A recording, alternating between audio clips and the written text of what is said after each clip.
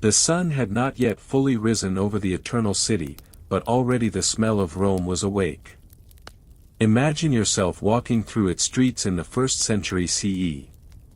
You can almost hear the uneven clatter of sandals against cobblestones, the calls of street vendors hawking olives and bread, the squeaking of cartwheels drawn by donkeys. Yet beneath it all, lingering in the air, is a smell that is difficult to describe in a single word, a mixture of sewage, smoke, sweat, and the sharp tang of animal waste. Rome was not just a city of marble temples and great forums, it was also a city of smells.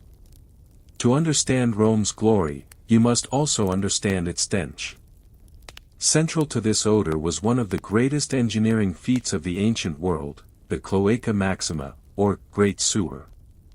This vast system, begun in the 6th century BCE and expanded over time, drained the low-lying marshy lands between Rome's hills and carried waste toward the Tiber River. To the Romans, this sewer was both a marvel of engineering and a necessary evil. It kept parts of the city dry and somewhat habitable, but it also served as a reminder of the constant struggle between human settlement and waste. Walking along the sewer's upper edges, you might notice small streams of liquid trickling down from private homes or public latrines.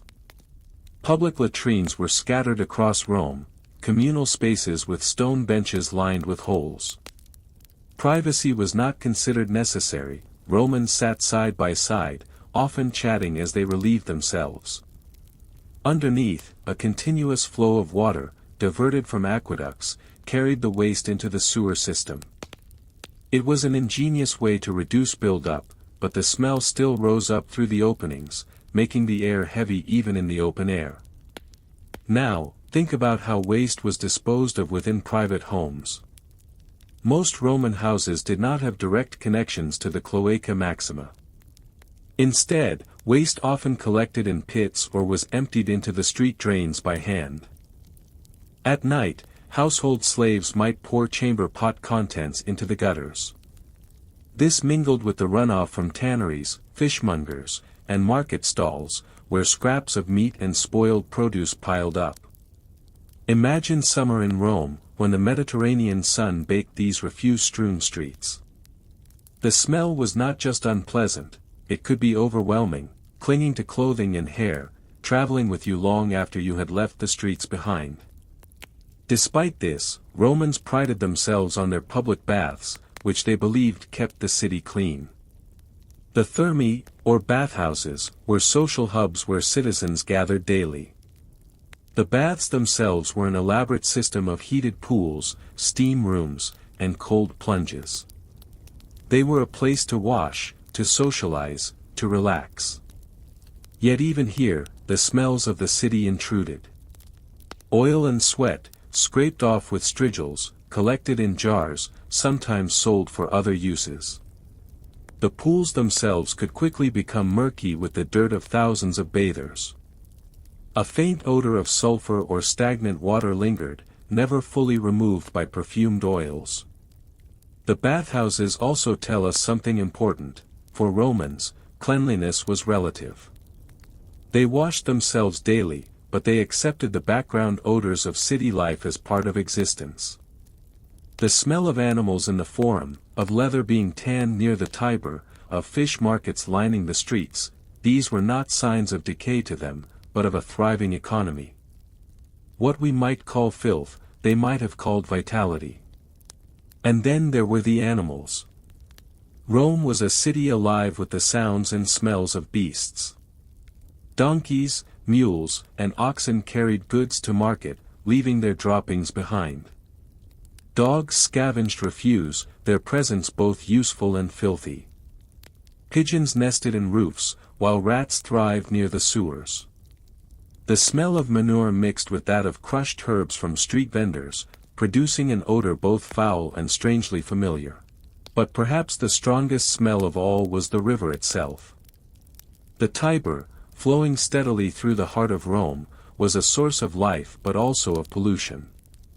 Waste from the Cloaca Maxima emptied directly into it, staining the waters and making its banks rank with decay. At the same time, it provided drinking water for those too poor to access cleaner supplies. Fishermen pulled catches from the same waters into which sewage flowed. To live in Rome was to accept the smell of the Tiber as part of daily life.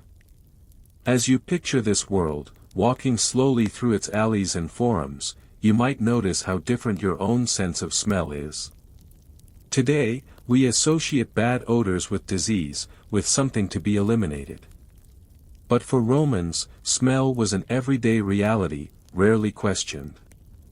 Did they notice the stench of their city as strongly as we imagine, or had their senses adapted, making what seems unbearable to us feel normal to them?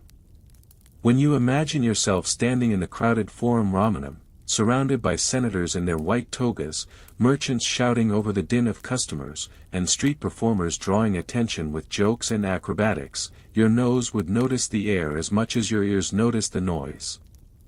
The mingling of thousands of bodies in one place, combined with animals, food stalls, and waste, created a smell that no single word can capture. It was heavy, layered, and inescapable. The Romans, of course, were not blind, or nose-blind, to these conditions.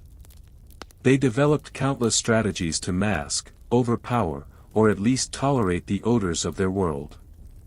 One of the most important tools in this struggle was perfume. Roman elites were famous, even notorious, for their love of strong scents. Oils infused with myrrh, frankincense, cinnamon, and rose petals were used daily, rubbed into the skin after bathing. Wealthy Romans might keep jars of scented unguents imported from as far away as Arabia and India. These perfumes were not merely luxuries, they were weapons against the ever-present stench of the city. Incense also played a central role in public and private life. In temples, burning incense masked the smell of animal sacrifices. Imagine the sacrifice of a bull in the Capitoline temple. The animal's hide, flesh, and blood created their own sharp odors, mingling with the acrid smoke of burning fat. Without incense, the temple might have smelled more like a slaughterhouse. Religious rituals relied on smoke to create an atmosphere that was not only holy but also bearable. At home, families might burn small amounts of incense during meals or gatherings to purify the air and make daily life a little more pleasant. Yet perfumes and incense were only temporary solutions. The core issue remained: the city itself was designed in ways that amplified odors. Streets were narrow, lined with tall insulae, apartment blocks that often reached several stories high. These crowded living quarters, home to Rome's poorer citizens, rarely had proper sanitation. Chamber pots were emptied into the streets, and refuse piled up in corners until slaves or street cleaners removed it. The narrow streets trapped smells, especially in the heat of summer. Even water, which we might imagine as cleansing, carried its own odors.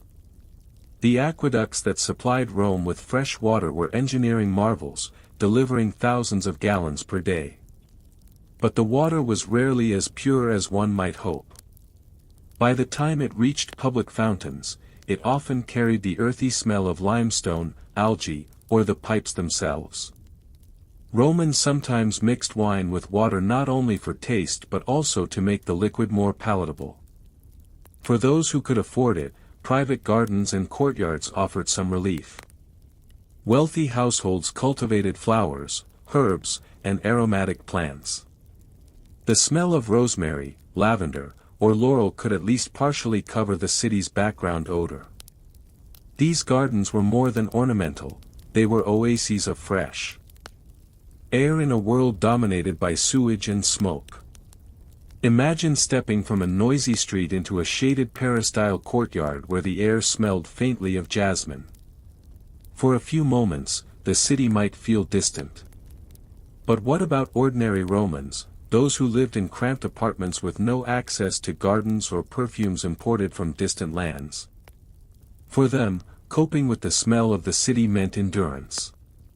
They became accustomed to the odor of their neighbors, of shared latrines, of the constant presence of animals. Daily survival required ignoring smells that might overwhelm a visitor today. This adaptation raises an important question: did Romans perceive their world as filthy, or did they simply accept odors as part of urban life, much as we accept the hum of traffic or the glow of artificial light? The perception of smell in Rome was also tied to ideas of morality and class. To the elite, wearing perfume and bathing regularly signaled refinement. Smelling strongly of sweat or waste was often associated with poverty, slavery, or foreignness.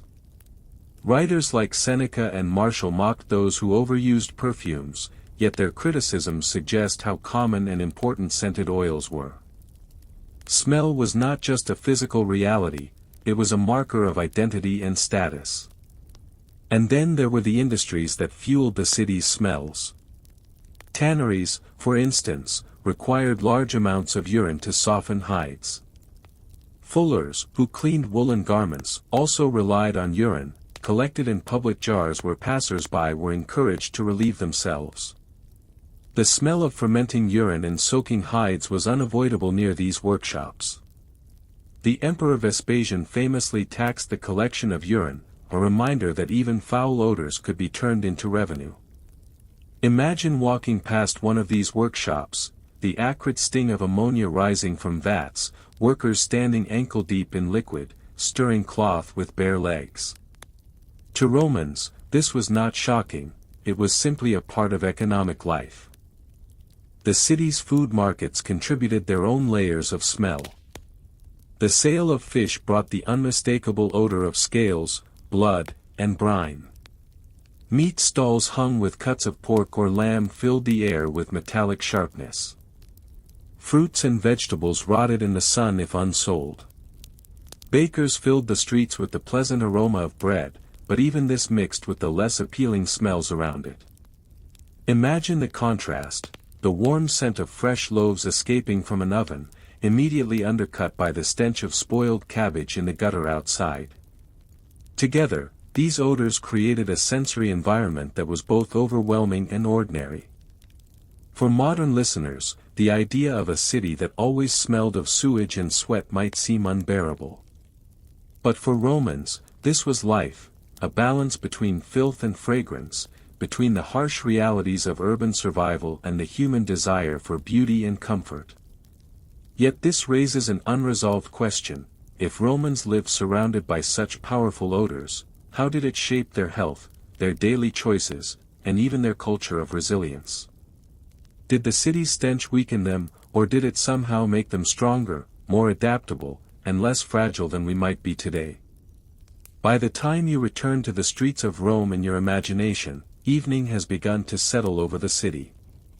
The shadows lengthen across the stone pavements, the chatter of the forum quiets, and the streets slowly fill with cooking smoke from thousands of household braziers. As the day ends, a different set of smells rises up into the Roman air. Roasting meat, stewing lentils, and freshly baked bread mingle with the persistent undertones of sewage, manure, and sweat. Even in these calmer hours, the city's odors never disappear, they simply shift in character. Living in Rome meant living within this shifting cloud of scents. It is easy, from a modern perspective, to see only filth, to imagine a city choking on its own waste. But for Romans, this was a balance between necessity and ingenuity. The Cloaca Maxima was not perfect, but it was centuries ahead of what many later cities would attempt. The aqueducts may not have delivered pristine water, but they provided an abundance that supported nearly 1 million residents. The bathhouses may have been imperfectly clean, but they offered a daily ritual of washing that was far more advanced than in many other parts of the ancient world. Still, the smells carried consequences. Health in Rome was fragile, and the odors of the city were often warnings of disease. Ancient writers frequently associated bad smells with illness. While they did not understand germs as we do, they believed in miasma, the idea that foul air itself carried sickness. When epidemics swept through Rome, people often blamed the stagnant air, the rotting food, or the polluted Tiber. In a sense, they were not entirely wrong. The conditions that created the city's stench also nurtured bacteria and parasites. The consequences were most severe for the poor. In the tall, crowded insulae, where sanitation was minimal, the risk of disease was greatest. Here, residents shared cramped rooms, with chamber pots emptied into streets below. Fires from cooking stoves added smoke to the already heavy air. For these families, the smells of Rome were not just an inconvenience but a reminder of vulnerability. By contrast, the wealthy could retreat to country villas, where fresh breezes carried the scents of olive groves and vineyards instead of sewage and smoke. Smell, like so much else in Rome, reflected social inequality. And yet, there is another side to this story. Rome's resilience, its ability to thrive despite its smells, speaks to a kind of toughness that is difficult to fathom today. People adapted, creating cultural practices that turned necessity into ritual. Bathing, perfuming, and burning incense were not just about hygiene, they were about survival, about finding small moments of comfort in an otherwise harsh environment. Even laughter in the latrines, where men sat shoulder to shoulder, was a form of adaptation, a way of normalizing what might otherwise feel intolerable. The smells of industry, too, were reminders of Rome's vitality. Tanneries, fullers, fish markets, and bakeries, each filled the air with distinct odors, unpleasant perhaps, but evidence of economic life. A silent, odorless city would have meant stagnation, a loss of trade, a collapse of urban survival. Smell was not just a byproduct of Rome, it was proof that Rome was alive. And this raises a deeper question about how we interpret the past. When we think of Rome's grandeur, its forums, temples, aqueducts, we often strip away the sensory details, imagining marble gleaming in pure sunlight. But the real Rome was never silent and never odorless. It was a city where beauty and filth existed side by side, where great orators spoke in forums filled with the scent of nearby markets, where emperors walked past sewers that reminded them of the fragility of civilization. In many ways, the Roman approach to smell shaped the future of cities. Later medieval and early modern towns inherited the same challenges: narrow streets, open drains, chamber pots.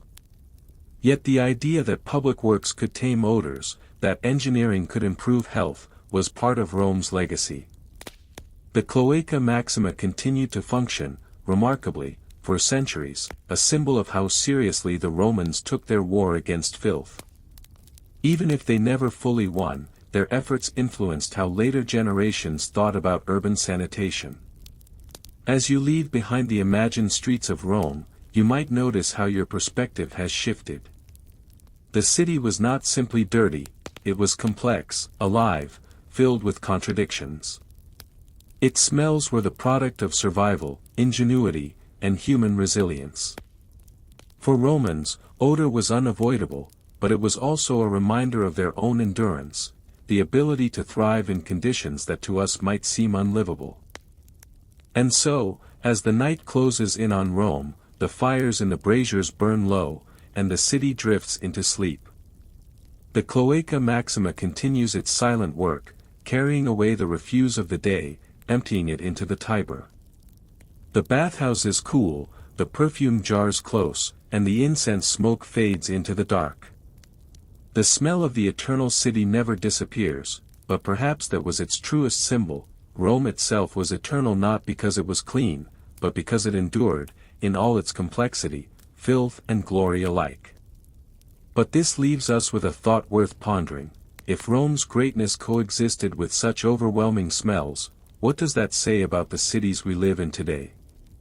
Do we value cleanliness too highly, or have we simply forgotten how much survival depends on learning to live with what we cannot fully control?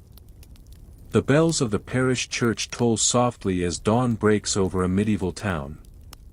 The air is cool, but it carries a familiar weight, a mixture of wood smoke from overnight hearth fires and the lingering smells of yesterday's refuse. The streets are narrow, often no wider than a few paces, lined with timber-framed houses that lean precariously toward one another. From their upper floors, wooden beams and latticed windows jut out, so close in some places that neighbors could pass objects back and forth without descending to the street. Now, imagine walking down such a street in the early morning. The cobblestones beneath your feet are uneven, slick with mud, animal dung, and the runoff from chamber pots emptied the night before. Many households did not have private latrines, and so the common method of disposal was simple. Waste was collected in clay or wooden pots and then flung into the street, often with a shouted warning, "Gardalo," in some towns, or a similar cry in other languages. Those unlucky enough to pass by at the wrong moment might find themselves dodging or splattered. Overnight, these streets transformed into open sewers, only partially washed clean by rain. The smell of human waste was only one note in the broader symphony of odors. Butchers, essential to the medieval diet, were often located within the heart of town. Their stalls displayed carcasses of sheep, pigs, and cattle, freshly slaughtered and hung for inspection. Blood pooled on the cobblestones, mixing with sawdust thrown down to absorb it. The smell of raw flesh and offal mingled with that of smoke from cooking fires and the stench of refuse already rotting in the gutters. Scavenger dogs prowled nearby, snapping up scraps, while crows circled above. To modern sensibilities, the idea of buying meat in such an environment might seem unbearable, but for townspeople, this was simply how life functioned. The presence of butchers near the market square was not considered unusual. It was a sign of abundance, of a thriving town where animals could be raised, slaughtered, and sold. If the smells were unpleasant, they were also reassuring. They meant that food was available. Yet not all smells carried the promise of survival. Tanneries and dye works, often relegated to the edges of towns, created some of the most pungent odors. The process of tanning leather required vats of urine, dog dung, and quicklime, into which hides were soaked for days at a time. The stench of these workshops was so strong that ordinances often banned them from operating within the town walls, though enforcement was uneven. When the wind shifted, the odor of rotting hides and acrid chemicals could reach even the wealthiest neighborhoods. As you continue your walk, you might notice that the gutters running down the middle of the street carry a steady trickle of dirty water. These kennels, as they were sometimes called, served as open drains, channeling waste away from homes but never truly removing it from the urban environment. During dry spells, the filth accumulated, filling the air with a sour reek. During rains, the gutters overflowed, turning the streets into foul streams that splashed onto clothing and legs. Children, with little sense of danger, played in these puddles, their laughter mingling with the grumbles of adults trying to keep their shoes dry. The smells of daily life also came from within the homes themselves. Houses were heated and lit with open hearths, filling rooms with the smoky tang of burning wood or peat. Without chimneys in many poorer dwellings, the smoke collected indoors, leaving clothes, hair, and bedding smelling perpetually of fire. Animals, too, often shared close quarters with their owners.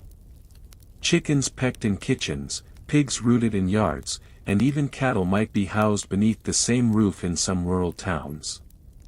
The mingling of human and animal odors was simply part of survival, but it gave homes a particular, earthy scent that clung to their inhabitants as they moved through the streets. Not every odor was unpleasant, of course. Bakers filled the town with the smell of fresh bread, its yeasty warmth a welcome contrast to the sour stench of gutters. Brewers produced alesh that perfumed the air with malt and hops, especially near taverns where barrels were rolled out into the street. Spice sellers and apothecaries added exotic notes, cinnamon, cloves, and medicinal herbs, that hinted at the far-reaching trade networks connecting even modest towns to the wider world. For townsfolk, these were smells of comfort and curiosity, reminders that not all odors meant filth.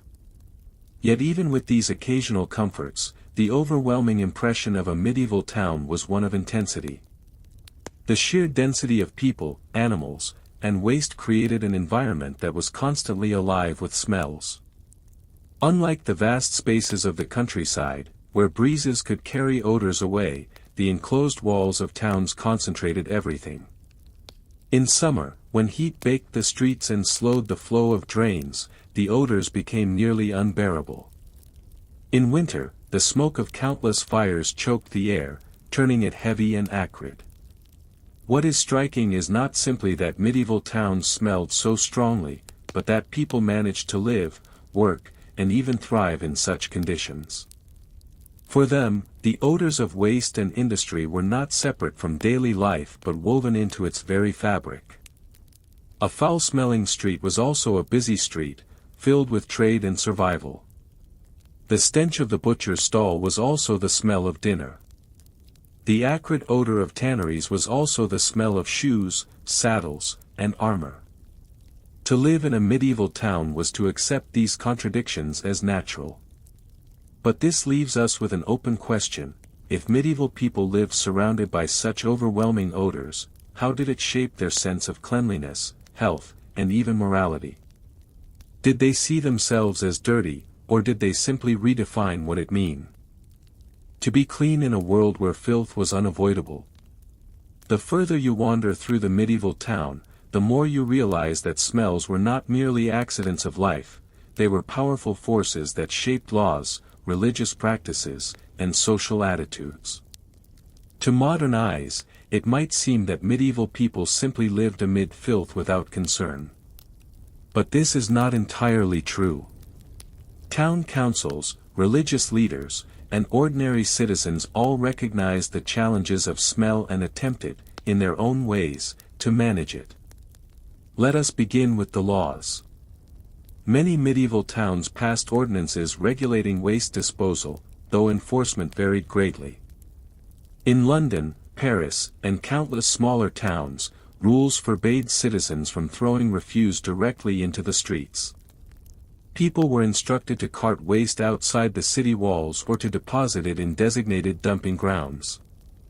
But human behavior, as always, tended to favor convenience.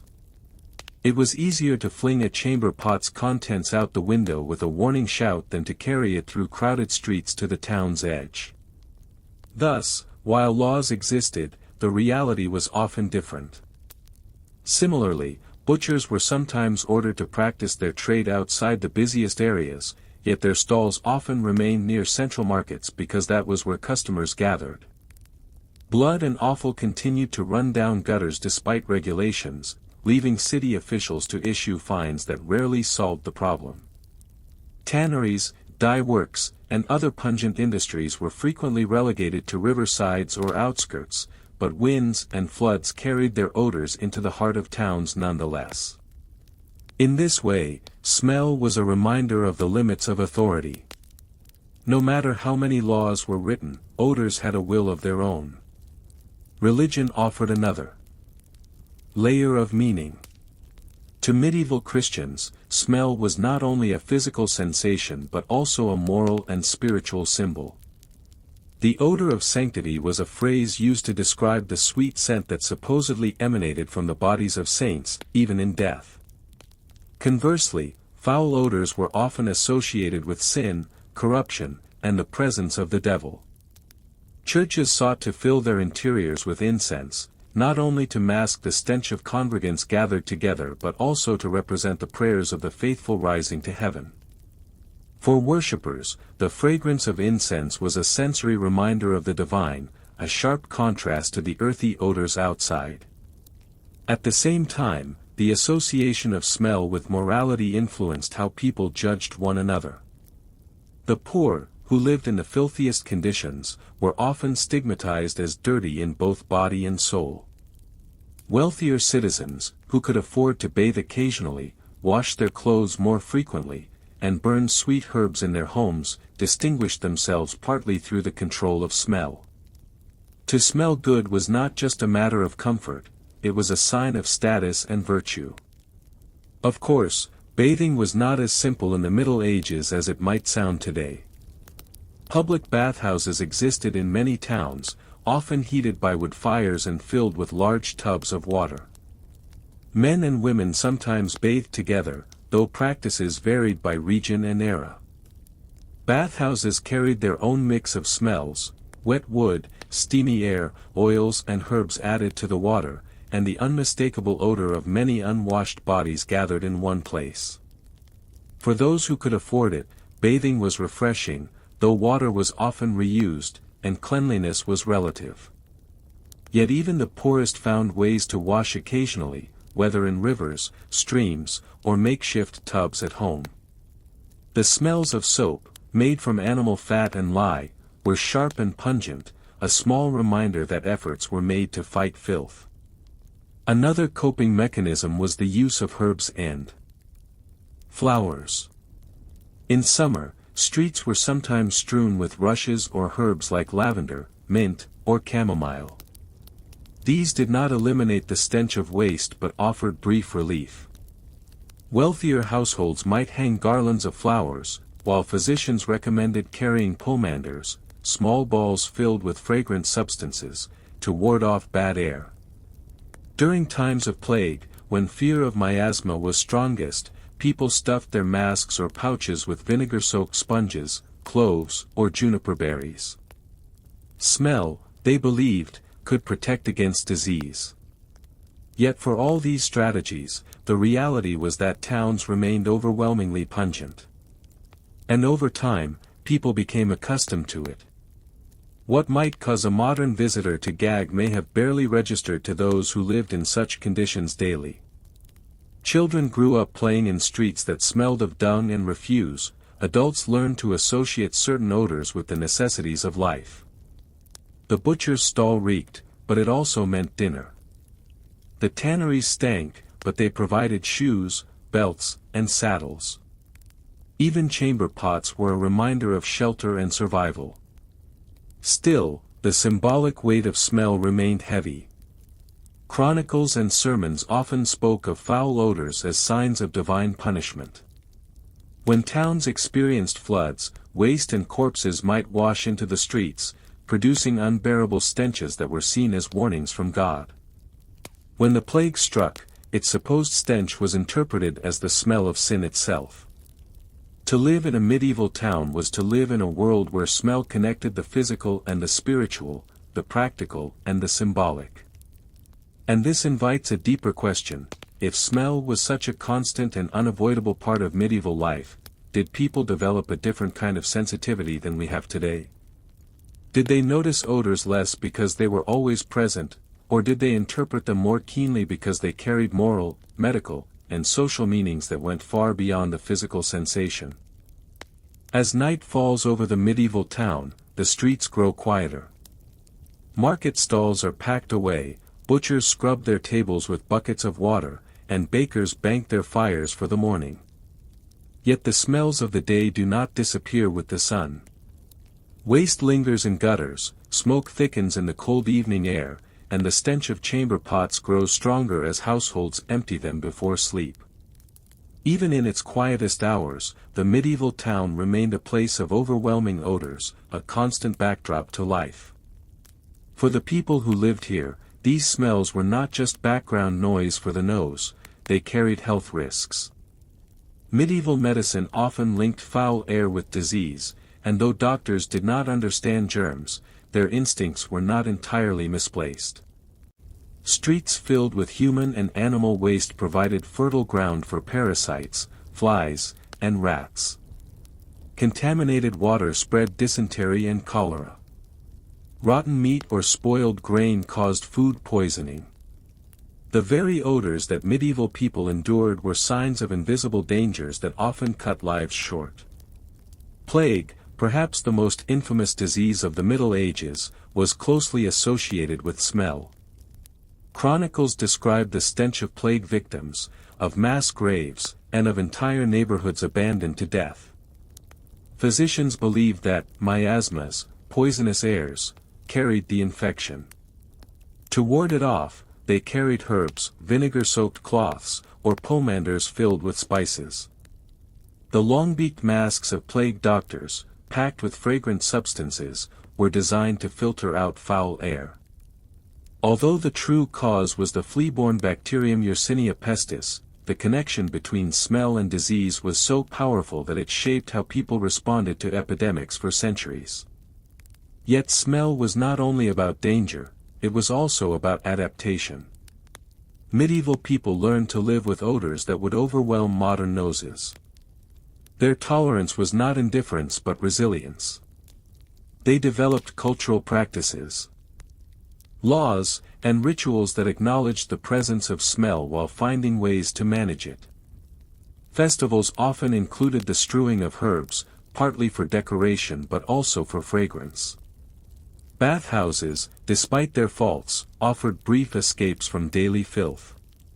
Even laughter about chamber pots, a subject of jokes in plays and songs, was a coping mechanism, turning disgust into humor.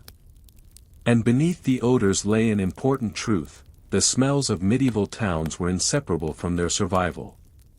Without butchers, there was no meat. Without tanneries, no leather for shoes or armor. Without chamber pots, waste would overwhelm homes even faster. Each foul odor was linked to an essential part of life. What we call filth, they might have called necessity. The contrast between rich and poor was sharp, however. Wealthier families could afford stone houses with private latrines that emptied into cesspits. They could burn sweet-smelling woods or scatter herbs across their floors. They might even retreat to country estates during summer, escaping the worst stenches of town. The poor had no such luxury. They lived closest to the smells of waste, working in the trades that produced the strongest stench, and enduring the diseases that followed. In this way, smell was not just a sensory reality but a social divider, an invisible reminder of inequality. Over time, the persistence of smell pushed towns toward change. By the late Middle Ages, some cities developed rudimentary sewage systems, digging deeper cesspits or constructing covered drains. Guilds enforced stricter rules about waste disposal. Officials began to recognize that managing odors was not just about comfort but about health and survival. These early steps laid the groundwork for the sanitation reforms of later centuries. Yet for all their efforts, the medieval town never lost its odors entirely. The mingling of wood smoke, dung, rotting food, sweat, remained the defining scent of urban life. Even cathedrals, filled with incense, could not fully escape the smells of the streets outside. To be medieval was to live in a world where smell was always present, unavoidable, and deeply woven into the rhythms of life. And perhaps that is the most striking legacy of all. The medieval town reminds us that history was not lived in silence or sterility but in sensory intensity. The smells of chamber pots, butchers, and drains were not incidental, they were part of how people understood survival, morality, and community. To us, they might seem unbearable. To them, they were simply life. But this leaves a final question: if people in the Middle Ages could endure and even thrive in such conditions, what might that say about our own tolerance? Have we grown too sensitive to discomfort, or have we simply forgotten the resilience that once allowed entire generations to live, work, and build amid smells that would send us fleeing today? When you step into the heart of an ancient city, it is not the sight of the walls or the clamor of the crowd that overwhelms you first, it is the smell. The market was the place where all the life of the city gathered, and with it came an orchestra of odors so powerful, so unavoidable, that they defined the very atmosphere of daily existence. In the cool hours of morning, long before the sun has climbed to its height, vendors begin to prepare their stalls. Dust rises as brooms sweep across uneven stone or packed earth streets. The air still carries the chill of night, but already it is thickening with scent. Fresh bread emerges from clay ovens, carried on wooden paddles, and its warm fragrance drifts like a comfort. Not far away, though, comes the pungent smell of fish laid out on wooden boards, hauled in from rivers or coasts before dawn. This mingling of pleasant and unpleasant was the ordinary perfume of the city. The market is not one single space but a collection of lanes, courtyards, and squares, each one with its own odor. To walk from one end to the other is to journey through an invisible map of smells. Every large ancient city had its market carefully divided by trade. Spices and herbs were clustered together, creating a dense and almost intoxicating corridor of scents. Grains and vegetables occupied another quarter, less overpowering but filled with earthy, musty notes. Metalsmiths and potters had their place, too, where the acrid tang of smoke and molten ore lingered in the air. If you entered through the northern gate, you might first encounter the animals. Oxen, sheep, goats, donkeys, all tied or herded in cramped spaces. Their smell was inescapable. Manure soaked into the ground beneath them, and their sweat mixed with the heat of the morning sun.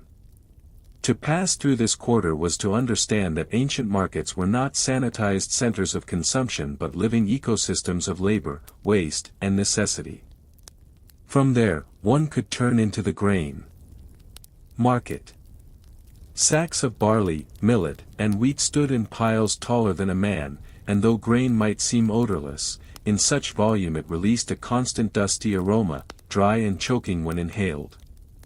It was often mixed with the sour smell of beer being brewed nearby, as surplus grain was transformed into drink. At the center of the market lay the most crowded square, an area where butchers, bakers, and fishmongers competed for space and air. Here the smells clashed and combined, blood, smoke, bread, and brine. For the inhabitants of the city, this was normal. For a traveler, it was unforgettable. As the sun climbed higher, the crowds thickened, and with them came another layer of odor, the people themselves. Human beings, even freshly washed, carry scent, but in ancient cities where bathing was infrequent and clothes were rarely laundered, the smell of sweat, oil, and unwashed fabric was constant. Farmers who arrived from the countryside carried the earthy scent of soil and livestock. Fishermen, just hours removed from their work, smelled of salt and river mud. Craftsmen carried the smoke of their forges in their hair and clothes. And mingling among them were wealthier citizens who tried to mask the odors of the market with perfume or scented oils, rosewater, sandalwood, musk. Yet even these luxuries could not hold their dominance for long.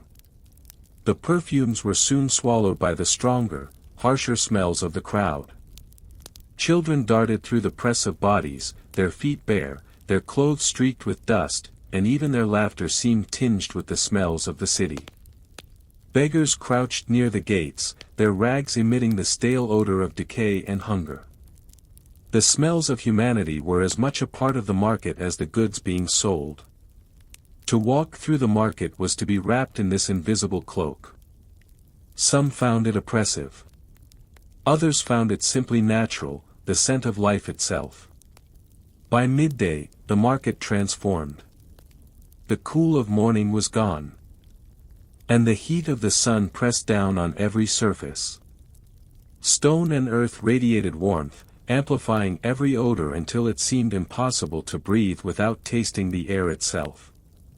The meat that had been fresh in the morning now gave off a sour tang. Blood congealed in the cracks of wooden tables, and flies gathered in thick, buzzing swarms. Fish began to spoil as the hours passed, their sharp briny smell turning into something more rotten. The heat drew out the stink of manure from the streets, and the sweat of the crowd doubled, tripled, until the air itself seemed damp with it. Cooking fires dotted the lanes. Vendors fried dough in pans of hot oil, the sizzling smell carrying over the noise of the crowd. Stews of beans and lentils bubbled in clay pots, their earthy aroma briefly masking the less pleasant odors. Smoke from charcoal braziers drifted above, blending with the dust kicked up by thousands of feet. For the people who lived in these cities, this intensification was simply the rhythm of the day. They did not question it. But for us, imagining it centuries later, the reality is striking. to live in the ancient world was to live inside an overwhelming cloud of smell. As the sun declined and shadows stretched across the streets, the market began to empty. Merchants packed away their wares, shutters closed, and carts rolled slowly out of the square. But the odors did not vanish with the people. They clung to the stones, the dust, and the refuse left behind. Vegetable leaves trampled into the dirt began to rot. Pools of blood darkened and grew sticky where animals had been slaughtered. Fish guts remained in piles for stray cats and dogs to fight over. The air cooled, but the smells deepened, heavy and inescapable. From nearby homes came the competing scents of evening meals, baking bread, boiling stews, roasted meat. These household smells mingled with the remains of the market, creating a strange blend of comfort and filth. By night, when the market square was quiet and deserted, the air was still alive with its memories. Anyone walking through could trace the day's business simply by breathing in. This was the life of the ancient city, etched not in stone alone but in the invisible presence of smell. If the ancient marketplace was a city within a city, then the spice quarter was its beating heart. The moment you entered, the air grew heavy and almost intoxicating. Stalls were piled high with sacks of pepper, heaps of cinnamon sticks, bundles of saffron threads, and great jars of cloves and nutmeg. Merchants leaned over their wares, scooping spices into small bags while inviting customers to breathe in their strength. To walk through this part of the market was to be overwhelmed by fragrance. Cinnamon carried a warm sweetness, black pepper bit sharply at the nose, and cumin gave off a musky, earthy scent. All around you, the aromas blended into a cloud so thick it clung to your skin and clothes long after you had left. Perfume sellers worked nearby, their tables covered with tiny glass vials and carved wooden boxes. They sold oils of rose, jasmine, musk, and sandalwood, advertising not just luxury but escape from the harsher odors of the city. A single drop of rose oil dabbed onto the wrist was said to mask the smell of sweat for hours. Musk was valued for its strength, clinging to the body even after a long day in the sun. Yet even in this fragrant quarter, the boundaries of odor were fragile. Just beyond the stalls of saffron and sandalwood, the tanneries stank of urine and rotting hides. The contrast was stark, the sweet perfume of rosewater mixing in the same air with the acrid bite of decaying leather. This was the essence of ancient markets, the beautiful and the foul coexisting, inseparable. If spices and perfumes provided the most pleasant smells, food stalls offered the widest range. The bread bakers kept their fires burning all day, filling the lanes with the warm aroma of rising dough and scorched flour. Chickpea fritters fried in oil crackled and popped, leaving behind a savory haze. Meat skewers roasted over open flames, dripping fat into the coals, sending up smoke that made mouths water even from far away.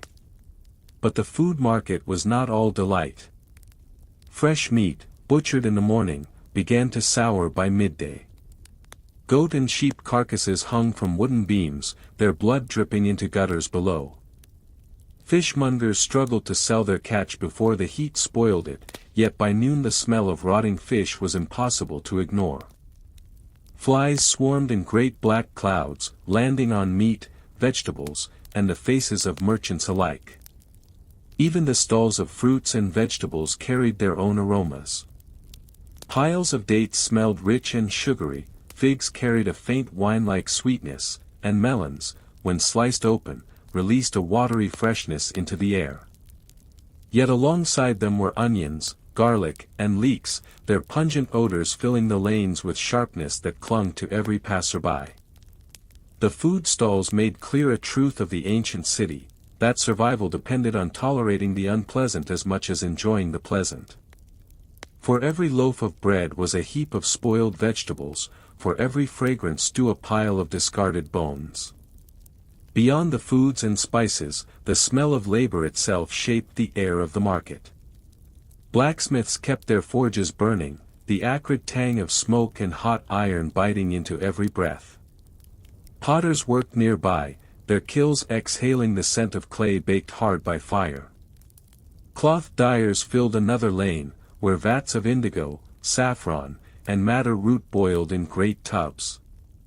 The colors were vivid, but the air was heavy with sharp, sour odors of fermenting dye. Workers stained from head to toe carried dripping fabrics on poles, their footsteps leaving trails of colored water in the dirt. And then there were the animals. Donkeys brayed under the weight of sacks, camels spat and grumbled as they waited to be loaded, and herds of goats and sheep shifted restlessly in their pens. The smell of manure, sweat, and unwashed hides was overwhelming. Even when the breeze carried the aroma of spices, it could not fully hide the stink of beasts. Most powerful of all was the leather quarter. To produce usable hides, tanners soaked skins in mixtures of lime, dung, and urine. The stench was unbearable, so strong that in many cities the tanning pits were kept at the edge of the market. Yet the smell carried on the wind, unmistakable and clinging. The people of the city accepted it all. To them, the market smells were the price of its wealth, the sign of its abundance. Spices, food, cloth, and tools, each left its mark not only on the economy but on the air itself that I and the marketplace. Smell was more than background, it was part of trade itself. A customer judged fish by its scent before touching it. Grain was sniffed for signs of mold or dampness. Spices were sold not by sight alone but by their ability to release fragrance when crushed between the fingers.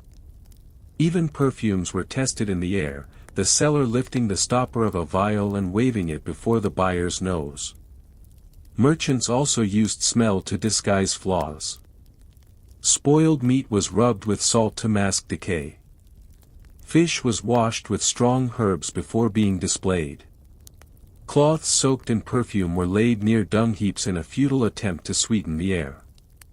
Buyers had to rely on their noses as much as their eyes, and a sharp sense of smell was a safeguard against being cheated. The market was therefore a school of scent, where every transaction depended on the nose as much as the purse. Children growing up in these cities learned to distinguish the faintest signs of spoilage or fraud. Smell was not only sensation, it was knowledge, survival, and skill. As evening approached, the clamor of trade faded. But the market never truly fell silent. Its smells lingered even more strongly when the people left. The fires of the bakers were still smoldering. The dye vats continued to steam. The stench of spoiled fish and congealed blood grew stronger as the air cooled. Even when the lamps were extinguished and the stalls were empty, the market still lived through its odor. Night watchmen patrolling the lanes described the smell as their constant companion, proof of the day's work. For the inhabitants of the city, it was ordinary. For us, imagining it from centuries away, it is almost unimaginable. To think of ancient markets is not only to picture the stalls or hear the noise but to breathe in their invisible atmosphere, a mixture of spices, perfumes, smoke, sweat, animals, and decay. In the ancient city, smell was not only a condition of life, it was a marker of class and identity. The wealthy, who could afford private courtyards, scented oils, and frequent bathing, attempted to distance themselves from the overwhelming odors of the public market. Their servants bought goods on their behalf, so that noble noses would not be sullied by the scent of rotting fish or animal pens. Wealthy houses were perfumed with incense, frankincense, myrrh, sandalwood, imported at great cost to mask the city outside their walls. For the poor, however, there was no escape. The market was not only where they purchased food, but also where they lived and worked. The sense of labor clung to them. A blacksmith smelled of iron and smoke. A tanner could be identified from far away by the stench of hides and dung. Fishermen carried the odor of the river in their clothes and hair. In some cities, these smells defined a person's reputation as much as their craft. To smell sweetly of perfumes was a sign of refinement, education, and prosperity. To carry the heavy odor of sweat, blood, or dung was to announce one's station at the bottom of society. And yet, paradoxically, the entire city depended on those very trades that produced the strongest smells. The city therefore lived with a constant tension, despising the odor of its laborers while relying on them completely. Religion, too, was inseparable from the world of scent. Temples were filled with incense smoke that curled upward like prayers themselves. In many traditions, gods were believed to favor sweet odors and reject foul ones. To burn frankincense was to please the divine, to enter a temple stinking of sweat or dung was to risk offense. Priests anointed statues of gods with fragrant oils, rubbed altars with cedar wood, and washed ritual vessels in rosewater. Festivals filled the air with a different kind of market, one where offerings of meat, bread, and wine were consumed not only by people but by the fire itself, whose smoke carried the aroma to the heavens. Yet the religious use of fragrance could not erase the odors of the city. Temples often stood only streets away from tanneries, dye vats, and animal pens. The sacred and the profane mingled in the air. A devotee burning incense might at the same moment breathe the smell of rotting vegetables or manure from a nearby cart. For the people of the city, this was not contradiction, it was life itself. Some texts even describe the divine as capable of distinguishing between scents, the gods rejecting the foul and savoring the sweet. In this way, the very act of living within a smelly city was interpreted through spiritual language. The odors of the marketplace became metaphors for purity, sin, or devotion. Beyond religion and class, the smell of the market also carried health consequences. Ancient physicians often linked disease with foul air, what they called miasma. To breathe in the stink of rot was thought to invite fever, plague, or weakness. Even if their theories were not scientifically correct, their instincts were not entirely wrong. In crowded markets, waste and spoiled food provided breeding grounds for flies and disease. City officials sometimes attempted to regulate the worst offenders. In Rome, for example, butchers were pushed to the edges of the market. In Islamic cities, inspectors known as mutasibs monitored food stalls, ensuring spoiled goods were discarded. Yet even with these efforts, the smells could not be banished. To live in an ancient city was to accept an environment where the line between nourishment and decay was always thin. For some, the odors even became a form of resilience. To be a city dweller was to be hardened against stenches that might overwhelm a visitor. Travelers from the countryside often complained bitterly of the market air, but those who grew up within it rarely mentioned it at all. Their bodies, and perhaps even their minds, adjusted.